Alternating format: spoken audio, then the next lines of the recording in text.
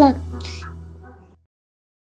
ಭೀಮನ ಅಮಾವಾಸ್ಯೆ ಆಷಾಢ ಮಾಸದ ಅಮಾವಾಸ್ಯೆ ದಿನ ಅಂದ್ರೆ ಆಷಾಢ ಮಾಸದ ಕೊನೆ ದಿನ ಇದರ ಆಚರಣೆ. ಕನ್ಯೆಯರು ತನಗೆ ಒಳ್ಳೆ ಪತಿ ಸಿಗಬೇಕು ಅಂತ, ಮದುವೆಯಾದ ಹೆಣ್ಮಕ್ಳು ತನ್ನ ಗಂಡ ಚೆನ್ನಾಗಿರ್ಬೇಕು ಅಂತ, ಅದರಲ್ಲೂ ವಿಶೇಷವಾಗಿ ಮದುವೆಯಾದ ಮೊದಲ ವರ್ಷ ಹೆಣ್ಮಕ್ಳು ಗಂಡನಿಗಾಗಿ ಮಾಡುವ ವ್ರತವೇ ಜ್ಯೋತಿರ್ಭೀಮೇಶ್ವರ ವ್ರತ. ಭೀಮನ ಅಮಾವಾಸ್ಯೆ ಬರೀ ಪತಿಯ ಪೂಜೆಗೆ ಸೀಮಿತವಲ್ಲ ಸಹೋದರ, ಇನ್ನು ಮನೆಯ ಗಂಡಸರು ಹೀಗೆ ಯಾರೇ ಆಗಿದ್ರು ಇವರ ಸುಖ ಸಮೃದ್ಧಿ ಮತ್ತು ಆಯಸ್ಸಿಗಾಗಿ ಮನೆಯ ಹೆಣ್ಮಕ್ಳು ಇದನ್ನ ಮಾಡೋದು ವಾಡಿಕೆ. ಬಂಡಾರು ಒಡೆಯೋದು ಅನ್ನೋ ಒಂದು ಸಂಪ್ರದಾಯ ಈ ಸಮಯದಲ್ಲಿ ಆಚರಿಸೋದು ಸರ್ವೇ ಸಾಮಾನ್ಯ. ಅಂದ್ರೆ ಮನೆಯಲ್ಲಿ ಈ ದಿನ ವಿಶೇಷವಾಗಿ ಕಡುಬು ಅಥವಾ ಇಡ್ಲಿ ಹೀಗೆ ಹಬೆಯಲ್ಲಿ ಬೇಯಿಸಿದಂತದ್ದನ್ನ ಹೆಚ್ಚು ಮಾಡ್ತಾರೆ. ಸಾಮಾನ್ಯವಾಗಿ ಕರಿದ ಪದಾರ್ಥಗಳನ್ನ ಭೀಮನ ಅಮಾವಾಸ್ಯೆ ದಿನ ಮಾಡೋದಿಲ್ಲ. ಹೀಗೆ ಕಡುಬು ಅಥವಾ ಇಡ್ಲಿ ಮಾಡುವಾಗ ಅದರೊಳಗೆ ನಾಣ್ಯಗಳನ್ನ ಇಟ್ಟು ಮನೆಯ ಗಂಡು ಮಕ್ಕಳ ಕೈಲಿ ಇದನ್ನ ಒಡಿಸ್ಬೇಕು. ಇನ್ನು ಕಡುಬನ್ನ ಒಡೆದಂತಹ ಮನೆಯ ಗಂಡು ಮಕ್ಕಳು ಒಳಗೇನ್ ಸಿಗತ್ತೆ ಅನ್ನೋದ್ರ ಪ್ರಕಾರ ಮನೆಯ ಹೆಣ್ಮಕ್ಕಳಿಗೆ ಉಡುಗೊರೆಗಳನ್ನ ಕೊಡಬೇಕು. ಇನ್ನು ಜ್ಯೋತಿರ್ಭೀಮೇಶ್ವರ ವ್ರತದ ಉಲ್ಲೇಖ ಸ್ಕಂದ ಪುರಾಣದಲ್ಲಿದೆ. ರಾಜನೊಬ್ಬ ತನ್ನ ಸತ್ತ ಮಗನಿಗೆ ಹೆಣ್ಣನ್ನ ಕೊಡೋದಕ್ಕೆ ಯಾರಾದ್ರೂ ಮುಂದೆ ಬಂದ್ರೆ ಅವರಿಗೆ ಸೂಕ್ತ ಬಹುಮಾನವಿದೆ ಅಂತಂದಾಗ ಒಬ್ಬ ಬಡ